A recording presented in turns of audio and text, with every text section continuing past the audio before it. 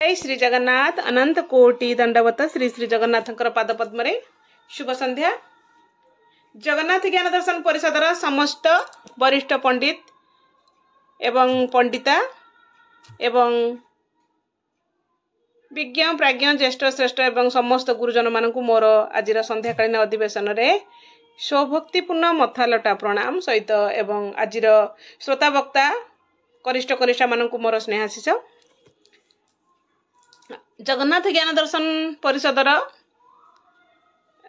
आज प्रसंग अच्छा बद्रीनाथ धाम बद्रीनाथ धाम रहस्य। मु आज मोर सीमित ज्ञान किसी उपस्थापना रखा चाहूँगी।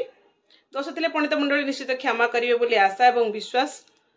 आती मोर सीमित ज्ञान अच्छी मुझे आपण मान गूगल मीट रे तो आमर आलोचना हम मु तो सेठी जॉइन करी ता सहित मु छोट अल्प किसी आलोचना रखुची।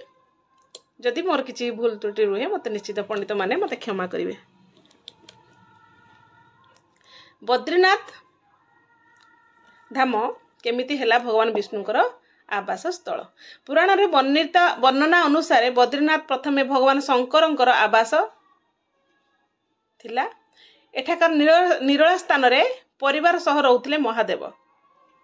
तेबे ध्यान करिया पई भगवान विष्णु एक निरला स्थान खोजुथिले। सही समय विष्णु को यही बद्रीनाथ धाम पसंद आसीथिला, किंतु सेतेबेले सेठारे शिव परिवार सह रहउथिले। शिव को एपरी ए स्थान किपरि ए स्थान मागिबे से नहीं भगवान विष्णु चिंतारे पड़िले। एहा परे से एक लीला आरंभ कले। विष्णु एक बालक रूप धारण करी महादेव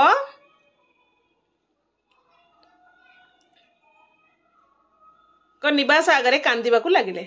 माता पार्वती नजर को यह आसीबा परे से पिलाटीर पाखक जाई बुझेबा को लगिले।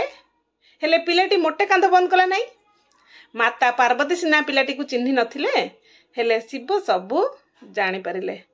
पिलाटी को बुझाइबा को जाई माँ तांकु कोଳରେ बसाई घर को नेले आउ सुआई देले। पार्वती बाहर को आसिया परे सेठारे भोलानाथ पहुंची थिले। शिव को देखी पिलाटी कहितला मते ए स्थान बहुत पसंद हेची, मु एठारे रहिबी, आपण केदारनाथ चली जातु। विष्णु को कथा रखी भगवान शंकर परिवार सहित सेठारु केदारनाथ चली जाइथिले। एहा परठारु बद्रीनाथ होइथिला भगवान विष्णुंकर आवास स्थली। ए स्थानर नाम किपरि बद्रीनाथ हैला आमे जानिबा। कुआ जाए थरे विष्णु को सहित लक्ष्मींकर कଳି लागिला।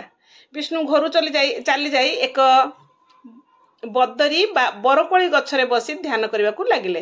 तेणे लक्ष्मी स्वामी को खोजिबा को बाहरिले। बहु खोजाखोजी परे से बरगछ उपरे पाइले। भगवान ए ध्यान को देखी लक्ष्मी मजारे मजारे केदारनाथ डाकिबा को लागिले, ना बद्रीनाथ डाकिबा को लागिले। एहा परठारु एही स्थान बद्रीनाथ रे नामित होई गला। नर नारायणकर वासस्थान बद्रीनाथ अलकानंदा नदी कूल अवस्थित बद्रीनाथ धाम एहार दुईटी पर्वत मध्य अवस्थित। एठारे पूजा पाउथुवा भगवानंकर मूर्ति शालग्राम रे निर्मित। कुआ जाए कि अष्टम शताब्दी रे शंकराचार्य नारद कुंडरू एही शालग्राम को उद्धार करी गुंफारे स्थापना करथिले। परवर्ती समय रे सेही मूर्ति विलुप्त हो जाइथिले। परे संत रामानुजाचार्य वर्तमान मूर्ति को स्थापना करथिले। तेबे 1600 शताब्दी रे